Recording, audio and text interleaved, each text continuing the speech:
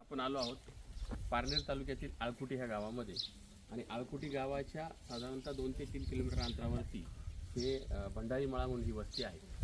या घरामधील एका मुलीने काल सह्याद्री करिअर अकॅडमी आळेफाटा या ठिकाणी सुसाईड केलेलं आहे। हे जर घर पाहिलं आपण तर हे साधं घर आहे। वडील शेतकरी आहेत, पॅरालिसिस झालेला आहे, आई गृहिणी आहे। अशा परिवारामधून एक स्वप्न घेऊन काही मुली नॅशनलपर्यंत पोहोचतात। या परिवारातल्या 3 मुली ह्या नॅशनलच्या आवडपर्यंत गेल्या, त्यांना भरपूर अशी मेडल मिळाली आणि पोलीस बनण्याचं स्वप्न उराशी बाळगणाऱ्या या मुलींपैकी या ठिकाणी हे घर जरी साधं असलं, या घरातली माणसं जरी साधी असली तरी या घरातली सर्वात मोठी श्रीमंती काय आहे ती मी तुम्हाला आता घरामध्ये गेल्यावर दाखवतो। की लहान जरी घर असलं तरी नॅशनलपर्यंत जाणाऱ्या मुली याच घरामध्ये जन्माला आलेल्या आहेत आणि इतकी काही मेडल त्यांना या ठिकाणी मिळालेली आहे की वरती आपण पाहतोय की पत्रा आहे, परंतु त्याला जसं आपण वळणीला कपडे वाळत घालतो अशा पद्धतीचे मेडल्स या ठिकाणी लटकवलेले आपल्याला पाहायला मिळतात। आळकुटीमध्ये या मुलींनी आपली स्वप्न उराशी बाळगली। त्याच्यापैकी एक मुलगी जी आहे ती पोलिसही झाली आणि 2 नंबरची आणि 3 नंबरची प्रॅक्टिस करत होते। हा फोटो जर आपण पाहिला तर या फोटोमध्ये या 3ही भगिनी आपल्याला दिसत आहेत की त्या नॅशनल लेवलपर्यंत गेल्यात। 1 नंबरचा जो फोटो या बाजूचा ती पोलीसमध्ये गेलेली आहे। 2 नंबर ती भाग्यश्री जिने सुसाईड केलं आणि ती 3 नंबरची साक्षी आजही त्या अकॅडमीमध्ये प्रॅक्टिस करत होती किंवा तिला पोलीस बनायचं होतं। स्वप्न उराशी बाळगणाऱ्या या मुलींपैकी काल एका मुलीनं त्या अकॅडमीमध्ये तिला टॉर्चर झालं, त्यांनी फिर्याद दिली। त्याच्यामध्ये असं म्हटलंय की तिला वैयक्तिक कारणावरून टॉर्चर करण्यात आलं आणि तिने त्या असलेल्या राहत्या रूममध्ये सुसाईड केलेलं आहे। आळकुटी येथील त्या भंडारी परिवाराशी आता आपण चर्चा करत आहोत। तिची बहीण साक्षी ही त्याच अकॅडमीमध्ये प्रशिक्षण घेत होती। काय सांगते घटनेविषयी पहा संपूर्ण व्हिडिओ। झालं होतं कालच्या दिवस आणि नेमकी काय घटना होती ती सगळी? काल सकाळी मी आणि माझी बहीण सह्याद्री करिअर अकॅडमी आळेफाटा या ठिकाणी गेलो होतो। म्हणजे आम्ही रोज प्रशिक्षणात जातो। ती गेल्या 1 वर्षापासून तिथं प्रशिक्षण घेते। तुम्ही दोघी? हो। आणि मी गेल्या 1 महिन्यापासून। तर आम्ही काल गेलो आणि ती ज्युनियरला बसते, मी ज्युनियरला बसते आणि ती सिनियरला बसते। तर तिचा क्लास दुसरा होता आणि माझा दुसरा। तर आमचे क्लासचे मयूर डोंबरे सर यांनी शनिवारी आम्ही दर शनिवार रविवार आम्ही गावी येत असतो, हे सरांना माहीत आहे। तसेच ह्याचप्रमाणे आम्ही ह्या शनिवार रविवार देखील आम्ही गावी आलो तरी देखील सरांनी तिला उभे केले आणि तिच्यासोबत समवेत अजून बाकीच्या 5-6 मुलांनाही उभे केले। परंतु तिलाच टार्गेट करून भंडारीताई असं बोलत तिला एकटीला सर बोलत होते आणि तिच्या पर्सनल गोष्टीवरनं पण तिला बोलले, ग्राउंडला का आली नाहीस, दबक्या पावलांना कुठे गेली होतीस तू तुझ्या बहिणीला कुठे घेऊन गेलीस, सांग सगळ्यांना, मला माहिती आहे चांगलं तू कुठे गेलीस, असं तसं बोलत होते। अजून पण तिला सर बोलले, त्यामुळे ती रुसून रूमला निघून गेली। आणि ज्यावेळी ती रूमला गेली त्याच अगोदर सर तिला बोलले, हे तिने माझी मोठी बहीण शीतल दिदी तिला सांगितलं मेसेज करून की सर मला लय बोललेत सगळ्यांसमोर, माझी परिस्थिती घालवली आणि सगळे क्लासमधले मला हसत आहेत आणि मी नाही राहणार आता ह्या अकॅडमीमध्ये, मी दुसरीकडे ॲडमिशन केली, मी जाणार आहे। दिदी म्हणली काय झाले सांग, तर ती म्हटली तू सरांना विचार कॉल करून काय झाले आहे। मग माझ्या मोठ्या बहिणीने सरांना कॉल केला की सर तुम्ही भाग्यश्रीला काय बोलला आहात, ती रडत होती। सर म्हटले मी कुठे तिला काय चुकीचं बोललो आहे, ती क्लास करून ती ग्राउंडला आली नाही शनिवारी, एवढंच बोललो आणि तिच्यामुळे मला पोलीस स्टेशनला जावं लागलं होतं, त्यामुळे तिला बोललो मी। आणि तिच्यामुळे का पोलीस स्टेशनला जावं लागलं काय होतं? विषय होता? गेल्या 1 ते 1.5 महिन्यापूर्वी आम्ही तिघी पण राष्ट्रीय खेळाडू आहोत। तर आमच्या समवेत नवनाथ बाचकर हा देखील प्रॅक्टिस करायचा आणि तो आणि ती दोघं पण तिथे सोबतच होते अकॅडमीमध्ये त्या, पण तो ह्या वर्षी पोलीस झाला आहे। तर आमची आधीपासून ओळख होती, त्या कारणाने ती त्या मुलासोबत मैत्री होती त्याच्यासोबत। तर ते दोघं बोलायचे त्यानंतर ना तिला असं वाटलं की तो ह्या वर्षी पोलीस झालाय तर मी देखील व्हायला पाहिजे ना, म्हणून ती त्याला असं म्हटली की आपण बोलायला नको, पण ते त्याला वाटतं मान्य नव्हते. त्यामुळे तो असं म्हटला की नाही नाही तू बोल, मी उलटे तुला हेल्प करल, कसा स्टडी करायचा काय. पण तिला तो नको होतं, त्यामुळे तिला असं वाटलं की मी पोलीस स्टेशनला गेले आणि ह्याला जर घाबरवलं तर हा घाबरेल आणि मला असं बोलणार नाही, या कारणाने ती पोलीस स्टेशनला गेली होती. तिने तिथे जाऊन काही केलं नाही. तिथले जे कर्मचारी होते सगळे पदाधिकारी, त्यांनी त्या दोघांना समजून सांगितलं की असं काही तुम्ही करू नका वगैरे. म्हणजे ती त्या मुलाच्या विरुद्ध कंप्लेंट देण्यासाठी गेली होती का? हो, फक्त कंप्लेंट वगैरे दिली नाही तिने. पण तिथे गेली. फक्त गेली तिथं. तिला तिच्या करिअरवर फोकस करायचं होतं म्हणून ती तिथे गेली. पण तिथल्या सरांनी तिला समजून वगैरे सांगितले आणि विचारले की तुम्ही दोघं पण एकाच अकॅडमीमध्ये आहात, तुमचे शिक्षक कोण आहे. तर त्यावेळी त्यांनी मयूर डोंबरे सरांचं नाव सांगितलं आणि त्यांना तिथं बोलवून घेतलं. तिथं बोलून घेतल्याच्या नंतर ना त्यांना पण सांगितलं की सर आता यांना समजून सांगितलं आहे, हे असं काही करणार नाहीत आणि परत जर असं काही जर तुमच्या अकॅडमीमध्ये काही जर झालं आणखी असं काही की तुम्ही आम्हाला येऊन सांगा. आणि तिथून ते सगळं जे काही झालं होतं ते सगळं ते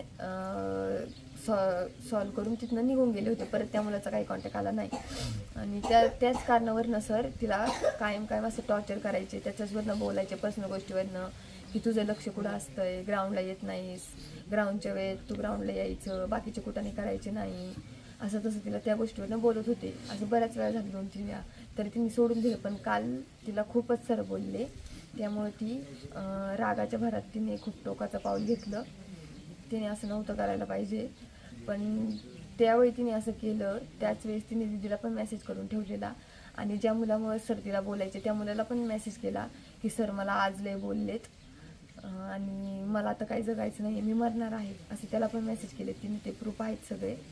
आणि मला असं वाटतं की तिने असं चिठ्ठी वगैरे पण लिहिली असेल, कारण तिला असं लिहायची सवय होती की कधी काही जीवनात चांगलं झालं वाईट झालं ती लिहून ठेवायची. मग तिने मेसेज केले तर त्या अनुषंगाने तिने चिठ्ठी पण लिहून ठेवली असेल. पण झालं असं की ज्या मुलाला तिने सांगितलं की मला सर तुझ्यावरनं असं असं टोमणे देतात बोलतात, मग त्यामुळे मी आता जीव देणार आहे. मग त्या मुलाला असं वाटलं हिने काय बरं वाईट करायला नको, म्हणून त्या मुलाने सरांना फोन केला की सर तुम्ही भाग्यश्रीच्या रूमवर जा, ती काय करते बघा, ती मला असं असं बोलली. त्यामुळे सर तिथं रूमवरती गेले 2 मुलांना घेऊन. त्या अगोदर तिथं कोणीच नव्हतं गेलं. तू तेव्हा तर क्लासमध्येच होती हो, मी क्लासमध्ये होते. तुला त्यावेळेस कळवलं नाही? मला सरांनी सांगितलंच नाही, मला न सांगता सर परस्पर गेले. आणि सर एकटेच गेले की अजून कोण होतं? सरांसमोर 2 मुलं पण होते. आणि सर तो मुलगा असं पण म्हटलं होता का सर तिची लहान बहीण आहे त्या क्लासमध्ये, तिला घेऊन जा म्हणजे ती समजूत काढेल तिची. पण सर मला घेऊनच नाही गेले. सर त्या 2 मुलांना घेऊन गेले आणि सर स्वतः गेले. त्याच्यानंतर सर तिथं गेले आणि त्यावेळेस तिथं कोणीच नव्हतं. आम्ही ज्यांच्याकडे राहतो भाड्याने रूमला ते काकू वगैरे पण नव्हते. मग ते सरच आतमध्ये गेले रूममध्ये आणि त्यांनी बघितलं. ते बघितल्याच्या नंतर त्यांनी पोलिसांना कॉल केला. त्यावेळेस तिने हँगिंग केलेलं होतं? हो, त्यावेळेस तिने केलेलं. पण काही समजा चिठ्ठी वगैरे तिथं काय आढळली का?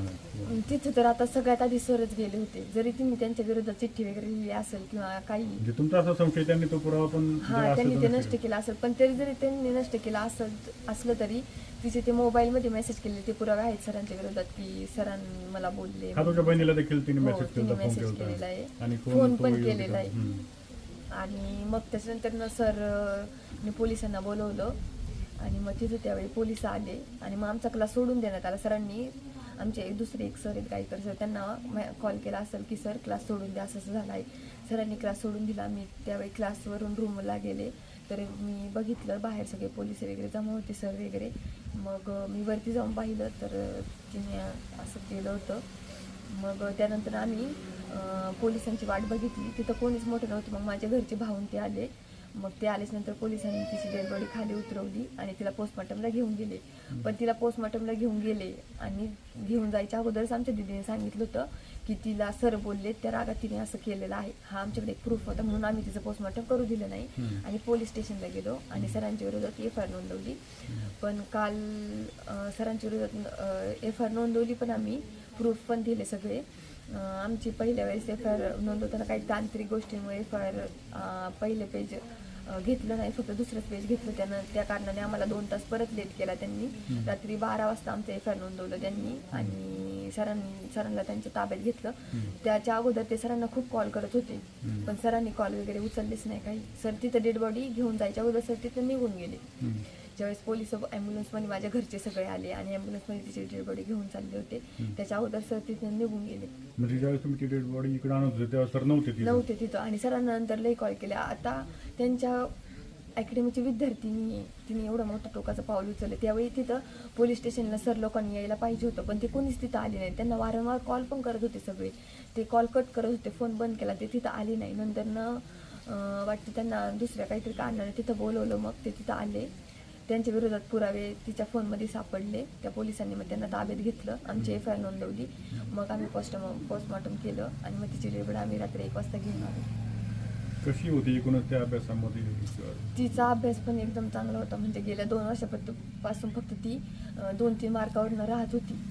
लेखीमध्येच राहत होती. तिचं ग्राउंड आउट ऑफ होतं, म्हणूनच आम्ही सरांना ग्राउंडचा ती सवलत मागायला पण गेलेलो. त्यावेळेस पण सर आम्हाला असेच दुसरे कुठाने करता वगैरे अशी टोमणे वगैरे देऊन आमची सवलत नाकारली. म्हणजे मेंटल टॉर्चर करायचे? हो, त्यामुळे आमची इतर मुलींना सवलत द्यायची सर. ते जर तुमची ग्राउंड चांगली, तुमची लेखी वाढवायची असेल तर तुम्ही सवलत घेऊ शकता असं त्यांना देत होते. मग आम्हाला का नाही, आम्ही तर राष्ट्रीय खेळाडू होतो म्हणून आम्ही गेलो होतो, पण सरांनी आम्हाला सवलत दिली नाही. उलटा असं सांगितलं, तुम्ही इतर जास्त कुठाने करता त्या सवलतीत तुम्ही रेग्युलर यायचं, सगळ्यांना नियम सारखेच असं पण बोलले. आम्ही तसं पण रेग्युलर जायचो आणि आमच्या घरी असं कळवलं त्यांनी की आम्ही ग्राउंडला येत नाही वगैरे. माझी बहीण म्हटली, माझ्या बहिणी तर रोज दोघी पण ग्राउंडला असतात. सर म्हटले नाही, माझ्या वेळेत नसतात त्या, असं काही पण सांगायला लागले. आणि खोटं काहीतरी हो, सांगायचं? खोटं सांगत होते. पण मग आमच्या बहिणीला आम्ही प्रूफ देत होतो की आम्ही ग्राउंडला गेलोय म्हणून. तुम्ही तिघी देखील नॅशनल प्लेअर होतात असं समजते. म्हणजे तुमची जी मोठी बहीण जॉईन झाली ती, आता ही काय दुर्दैवी घटना झाली ती, आणि तू काय म्हणजे कशामध्ये कोणत्या? तिघी पण आम्ही नॅशनल प्लेअर होतो ॲथलेटिक्समध्ये. आम्हाला तिघींना पण नॅशनल मेडल ॲथलेटिक्समध्ये. गेल्या 9-10 वर्षापासून आम्ही तिघी करायचो. पण आता गेल्या 2 वर्षापासून 2 वर्षाच्या अगोदर माझी मोठी बहीण जॉबला लागली पोलीस झाला. त्याच्यानंतर मग मधली बहीण करत होती. मी आता गेल्या 1 महिन्यापासून पोलीस भरती करत होते. तिला वाटायचं की ती झाली तशी आम्ही दोघी देखील होईल म्हणून आम्ही दोघी पण पोलीस भरती. किती बहिणी आहेत तुम्ही? आम्ही एकूण 6 बहिणी आहेत. आणि भाऊ? भाऊ एक. भाऊ. तो छोटा आहे का सर? हो, सर्वात छोटा आहे तो. अरे 6 पैकी तुमची मोठी बहीण पोलीस भरतीमध्ये जॉईन झाली होती आणि बाकीच्या तयारी करत होता तुम्ही दोघे जण? हां, दोघी.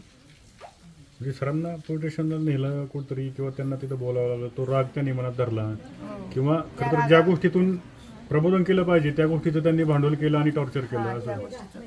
ते पर्सनल गोष्टी तिला एकट्यात घेऊन बोलायला पाहिजे होती. ती तिथं क्लासमध्ये जवळजवळ 200 ते 250 पोरं होते. सगळ्यांमध्ये त्या 5-6 मुलांना उभं केलं, मुलींना. त्यामध्ये फक्त तिचंच नाव घेऊन सर तिला बोलत होते, म्हणजे भंडारी असं तिचं नाव घेऊन तिला बोलत होते. त्यामुळे तिला अजून अपमान झाला तिचा आणि सगळे पोरं तिला बघून हसत होते. ती रडत सुद्धा होती. सरांनी बघितलं ती रडती, तरी देखील सर हसत टिंगल्या घेत तिची मजा घेत होते बाकीच्या मुलांसमोर. म्हणजे ती रडते तरी सुद्धा यांनी टॉर्चर चालूच ठेवलं? टॉर्चर चालूच ठेवलं. तिच्या टिंगल्या घेत होते, हसत बोलत होते. सगळे पोरं तिच्या बघून हसत होते. तिला ती गोष्ट सहन झाली नाही. त्यावेळेला तुम्ही तिथं होते का? त्यावेळी मी तिथं होते, पण मी दुसऱ्या क्लासमध्ये होते. काय मागणी आहे आता तुमची, काय अपेक्षा आहे? मला एवढंच वाटतं की ती ज्या सरांमुळे तिने हे टोकाचं पाऊल घेतले त्या सरांना कठोर शिक्षा झाली पाहिजे. कोणते नाव काय त्यांचं? मयूर डोंगरे सर. आणि तुम्ही ज्या अकॅडमीत शिकत होतो त्या अकॅडमीचं नाव काय? Sahyadri career academy Alephata. आळेफाटा.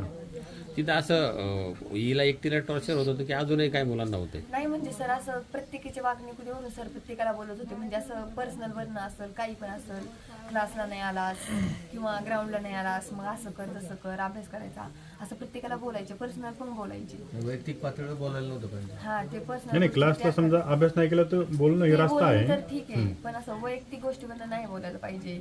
की एखाद्याला मला माहिती तुझा अभ्यास का नाही हो, तू रात्रीचा 12 वाजेपर्यंत इंस्टा व्हॉट्सअप बघतो म्हणून तुझा अभ्यास होत नाही, असं नाही बोलायला पाहिजे सरांनी. वैयक्तिक गोष्टीवरनं सर बोलायचे. आणि त्यानंतर सर ज्यावेळेस आम्ही सरांच्या विरोधात FIR नोंदवला तर त्यावेळी सरांच्या गावाकडची लोक आली आणि आम्हाला बोलली तुमची मुलगी तर गेलीच आहे, आता ती काय परत नाही येणार, मग तुम्ही त्यांचं तरी कशाला आयुष्य बरबाद करता, नाही का. मग सर ज्या मला असं म्हणायचंय ते गुन्हेगार आहेत, त्यांच्यामुळे माझी बहीण आज गेली, त्यांना तर शिक्षा झालीच पाहिजे ना.